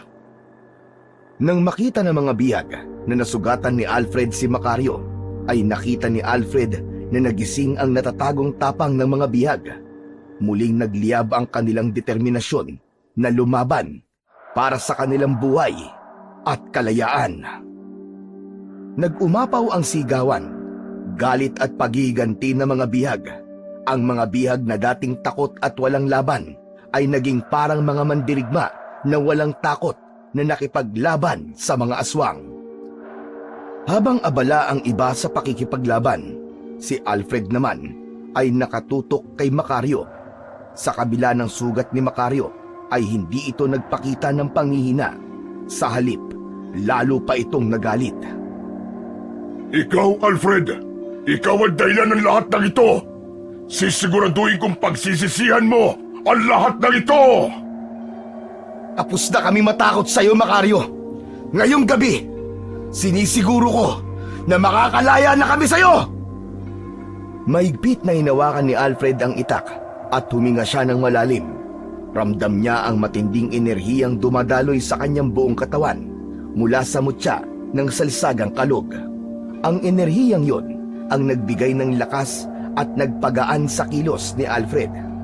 Sa isang iglap, sumugod si Macario kay Alfred. Napakabilis ni Macario at halos hindi ito mahagip ng mata ni Alfred. Ngunit dahil sa gabay ng mutya, mabilis na naiwasan ni Alfred ang bigwas ng matatalas na kuko ni Macario. Mabilis siyang gumulong sa gilid at sumugod pabalik. Inundayan niya ng saksak ng itak ang tagiliran ni Macario. Bumaon ang talim ng itak sa katawan ni Macario, ngunit hindi yun naging sapat upang mapatumba niya si Macario. Sinubukan ng supremo ng mga aswang na sakmalin si Alfred, ngunit mabilis niyang naiwasan ang pag-atake nito. Mabilis na pinaikot ni Alfred ang itak sa kanyang kamay at muli siyang nagpakawala ng matinding pag-atake. Isang malalim na sugat ang iniwan niya sa balikat ni Macario na naging dahilan para mapasigaw ito sa labis na sakit. Sa galit ni Macario ay ubod lakas nitong sinuntok si Alfred at hindi yun nagawang iwasan ni Alfred. Tumama ang suntok na yun sa dibdib niya at tumalsik siya palayo at bumagsak siyang pasadsad sa lupa. Bahagyang kinapos sa paghinga si Alfred. Malakas na humalakhak si Macario na parabang nanalo na ito sa laban. Hinawakan ni Alfred ang mutya ng salsagang kalog at sa pagkakataon na yon ay mas lalo niyang naramdaman ang kapangyarihan ng mutya. Nag-alab muli ang kanyang katawan sa kakaibang determinasyon na kanyang nararamdaman. Mabilis siyang tumayo at ang nasa isip lang niya ng sandaling yun ay kailangan niya nang tapusin ang laban. Huminga ng malalim si Alfred at muling umatake. Sa pagkakataon na yon ay mas mabilis na gumalaw si Alfred. Nilagpasan niya ang mabibigat na atake ni Macario at sa wakas, nakita niya ang kanyang pagkakataon nang sandaling bumaba ang depensa ng supremo ng mga aswang. Sa isang mabilis na paggalaw, umiwas si Alfred sa atake ni Macario at sa kanya itinarak ng malalim ang itak sa tagiliran ni Macario. Pumalaw sa sakit si Macario, ngunit hindi pa tapos si Alfred. Muli niyang ibinaon ang talim ng itak sa balikat ni Macario. Nang bumagsak si Macario sa lupa, ay halos wala na itong lakas. Lumapit si Alfred sa harap ni Macario at tinignan ito ng matalim. At sa huling pagkakataon, itinaas ni Alfred ang kanyang itak. At isang napakalakas na taga ang pinakawalan niya na siyang pumutol sa ulo ni Macario. Bahagyang naluwa si Alfred nang sa wakas ay nagawa niyang wakasan ang buhay ng supremo na mga aswang na bumihag at nagpahirap sa kanilang lahat. Nang nakita ng mga kasama ni Alfred na nagawa niyang mapatay si Macario, ay mas lalong lumakas ang loob ng mga yon para makipaglaban. Isa-isa nilang pinaslang ang mga natitirang aswang hanggang sa wala nang natira sa mga yon. Napuno ang buong lugar ng sigawan ng tagumpay at iyak ng kasiyahan mula sa mga dating bihag. Naluluwang pinagmasdan ni Alfred ang mga kasama niya. Pagod man ang kanyang katawan, ay mas matimbang ang pakiramdam ng tagumpay. Mahigpit niyang hinawakan ang kanyang itak bago tumingin sa mutya ng salsagang kalog na nakasabit sa kanyang leeg. Alam niyang yun ang nagbigay sa kanya ng lakas upang labanan si Macario. Maya-maya pa ay masayang lumapit si Toti sa kanya. Kuya Alfred! Kuya Alfred! Maraming salamat. Kung hindi dahil sa'yo, hindi kami magkakaroon ng tapang na lumaban. Wala yun, Toti. Isa pa. Tayong lahat ang naging dahilan kung bakit malaya na tayo ngayon. Kung hindi tayo nagkaisa, ay malamang bihag pa rin tayo ng mga demonyong aswang na yan. Pero ikaw ang naging dahilan kung bakit kami lumaban, kuya. Ikaw ang nagbigay sa amin ng pag-asa. Salamat, Toti. Kailangan din natin pasalamatan ang mutya ng Salsagang Kalog at ang ermitanyo nagbigay nito sa akin. Hindi lang ako ang pinutrektahan nito, kundi tayong lahat. Malaya na tayo, Toti. Malaya na tayo. Makakauwi na tayong lahat. Nang sabihin ni Alfred ang huling pangungusap, ay napansin niya na biglang nalungkot si Toti. Oh, bakit, Toti? Anong problema? Kasi kuya, wala naman na akong uuwian eh. Ha? Teka, anong ibig mo sabihin? Nung kinuha kami ni nanay ni Macario sa bahay namin, ay pinatay nila si tatay. Si nanay naman, inalay nila sa ritual bago pa kami dumating dito, kuya. Natahimik si Alfred. Ramdam niya ang bigat ng pinagdadaanan ng bata. Alam niyang walang salitang makakapagpagaan ng sakit na yon. Hanggang isang bagay ang kanyang naisip. Yumukod siya at ipinatong niya ang isa niyang kamay sa balikat ni Toti. Kung ganon, sumama ka na lang sa akin, Toti. Ano, kuya? May bahay kami, Toti. Hindi kita hayaang mag-isa. Simula ngayon, pamilya na kita. Doon ka na lang tumira, kasama ko at ang tatay ko. Kuya? Oo, pambawi ko to sa'yo. Dahil ikaw ang unang kumausap sa akin nung napunta ako dito. Kahit palagi kitang sinusungitan nun, hindi mo pa rin ako nilayuan. Salamat! Salamat, Kuya Alfred! Maraming salamat sa'yo! Tumulo ang luha ni Toti, hindi dahil sa lungkot, kundi dahil sa sobrang saya. Hindi na nito napigilan ang sarili at niyakap na nito ng mahigpit si Alfred. Hinaplos naman ni Alfred ang likod ng bata na para bang sinasabi niya na kailanman ay hindi na mag-iisa si Toti. Matapos ang lahat ay nagkanya-kanya na ng uwi ang lahat ng mga bihag. Ang ilan ay naglakad ng magkakasama, habang may iba namang tahimik na naglakad palayo. Dala ang sakit ng pagkawala ng mahal sa buhay sa lugar na yon. Si Alfred at Toti naman ay magkasamang naglakbay pauwi. Nagawa nilang makiusap sa isang driver ng truck na ihatid sila sa pinakamalapit na barangay sa baryo ni na Alfred. At mula roon ay naglakad na sila papunta sa mansyon ng tatay ni Alfred.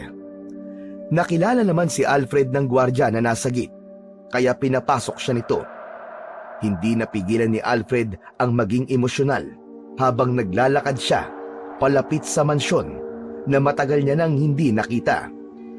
Pagkapasok nila sa sala, ay agad niyang nakita ang kanyang amang si Emilio na nakaupo sa sofa habang nagbabasa ng dyaryo. Hindi makapaniwalang napatayo si Emilio habang nakatingin kay Alfred. Nanlalabo ang paningin ni Alfred dahil sa luha na tuluyang kumawala sa kanyang mga mata. Papa! Patawad po, Papa! Naubos ko po ang lahat ng perang minana ko sa inyo. Ginamit ko po ang pera sa pagwawalda sa mga walang kakwenta-kwentang bagay. Alam ko pong wala na po akong mukhang maiharap sa inyo. Pero gusto ko po sanang bumalik dito sa bahay. Kahit gawin niyo po akong isang alila, gagawin ko po. Basta't makabalik lang po ako dito.